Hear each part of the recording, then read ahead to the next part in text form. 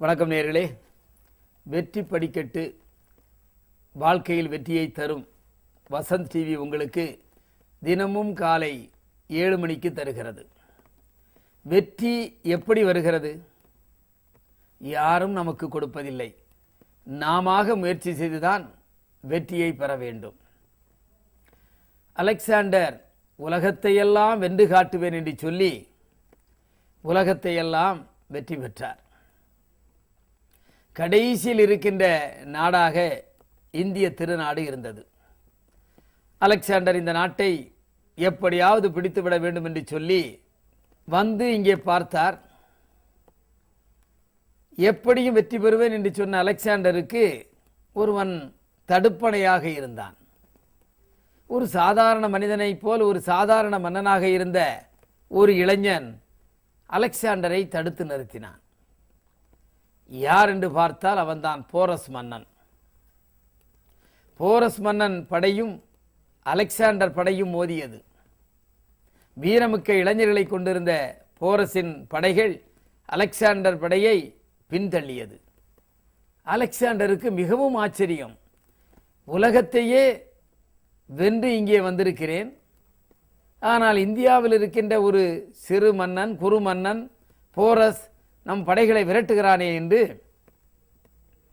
சிந்தித்து நயவஞ்சமாக போரஸை எப்படியாவது ஜெயிக்க வேண்டும் என்று சொல்லி நயவஞ்சக திட்டம் தீட்டி போரஸை வெற்றி பெற்று விடுவான்.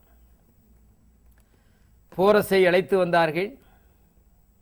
அலெக்சாண்டர் அங்கே ஆசனத்தில் அமர்ந்திருக்கின்றார். போரஸிடம் கேட்டார் அலெக்சாண்டர், உன்னை நான் எப்படி நடத்த வேண்டும்? நீ எப்படி நடத்தப்படுவாய் என்று நீ நினைக்கிறாய் என்று அலெக்சாண்டர் போரஸை பார்த்து கேட்டான். அதற்கு சொன்னார், என்னை ஒரு போர் வீரனாக நீங்கள் நடத்த வேண்டும். என்னை ஒரு விருந்தினராகவோ அல்லது உன்னை ஒரு எதிராளியாகவோ என்னை நீங்கள் நினைக்கக்கூடாது. ஒரு போராளியாக, ஒரு வீரனாக என்னை நீங்கள் நடத்தினால் போதும் என்று அலெக்சாண்டரிடம் சொன்னான். அலெக்சாண்டருக்கு மிகவும் ஆச்சரியமாக போனது. பயந்து நயந்து பேசி என் உயிரை காப்பாற்றுங்கள் என்றோ அல்லது என் நாட்டை திருப்பித் தாருங்கள் என்றோ கேட்கவில்லை. ஒரு வீரனுக்கு என்ன மரியாதை கொடுக்க வேண்டுமோ அதை கொடுங்கள் என்று சாமர்த்தியமாக போரஸ் கேட்டான். அலெக்சாண்டருக்கு மட்டற்ற மகிழ்ச்சி. ஒரு நல்ல வீரனை சந்தித்தோம். ஒரு நல்ல வீரனுக்குள்ள அறிகுறி போரஸ் மன்னிடம் இருக்கிறது. எனவே இவனுக்கு நாம் தண்டனை வழங்கக்கூடாது என்று சொல்லி போரஸ் மன்னனை பார்த்து சொன்னான், போரஸ் அவர்களே, உங்கள் நாட்டை நீங்களே ஆண்டு கொள்ளுங்கள். இந்த நாட்டை நீங்களே ஆண்டு கொள்ளுங்கள். எங்களுக்கு உங்கள் நாடு தேவையில்லை என்று அலெக்சாண்டர் இந்திய மன்னன் போரஸிற்கு அந்த நாட்டை விட்டு கொடுத்தார். இதிலே இருந்து நாம் ஒன்றை புரிந்து கொள்ள வேண்டும். கடைசி நேரம், போர்க்களத்திலே தோல்வி, வந்திருப்பவனோ அலெக்சாண்டர், உலகத்தையே வென்றவன்.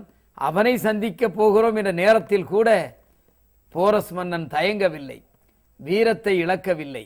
வீரம் அவனிடம் இருந்தது. எனவே துணிச்சலுடன் கேட்டான், நீங்கள் என்னை ஒரு போர் வீரனாக நடத்தினால் போதும் என்று கேட்டான். எனவே நீங்களும் வாழ்க்கையில் எந்த சூழ்நிலையும் நம் நிலையை நாம் மாற்றிவிடக்கூடாது, அல்லது நம் நிலையிலிருந்து நாம் கீழே இறங்கி போகக்கூடாது. நமக்குரிய மரியாதை, நமக்குரிய ஆற்றலை அங்கீகரிக்கின்ற ஒரு நிலை, அந்த நிலையில்தான் நாம் வாழ வேண்டும். வெற்றி படிக்கட்டு நிகழ்ச்சியில் நாமெல்லாம் ஒவ்வொரு நாளும் ஒரு நிகழ்வுகளை, ஒரு நிகழ்ச்சிகளை, வரலாற்றின் ஒரு பகுதிகளை நாம் உங்களுக்கு சொல்லுகிறோம். அதன் மூலம் நீங்கள் இடம் அறிந்து செயல்பட வேண்டும். எந்த நேரத்தில் எந்த கருத்தை பயன்படுத்த வேண்டுமோ அந்த நேரத்தில் நீங்கள் அந்த கருத்தை பயன்படுத்தி வாழ்க்கையில் வெற்றி பெற வேண்டும். எல்லாம் பிரசன்ஸ் ஆஃப் மைண்ட்.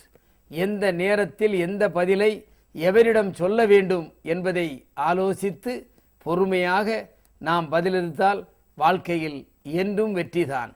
வெற்றி வேறு எங்கும் இல்லை, உங்கள் மனதிலும் உங்கள் சொல்லிலும் தான் இருக்கிறது என்று சொல்லி மீண்டும் உங்களை நாளை சந்திக்கின்றேன்.